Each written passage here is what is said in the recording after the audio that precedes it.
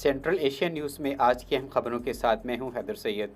आल Pakistan writers welfare association के वफद की governor house में गवर्नर पंजाब से मुलाकात। वफद ने गवर्नर पंजाब से उनकी खुशदामिन की वफात पर इजहार ताज़ियत किया। वफद के मेंबरान ज़ुबैर इंसारी और MM अली की तरफ से अफवाह का तारफ़ पेश किया गया।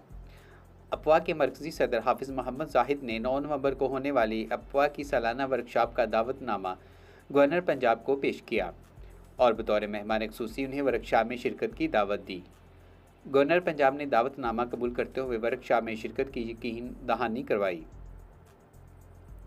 गवर्नर पंजाब सरदार सलीम हैदर खान ने फ़रोग़ अदब के लिए अफवाह की काविशों को सराहा। गवर्नर पंजाब की तरफ से तमाम शुरा को तौसीफ़ी सर्टिफिकेट दिए गए।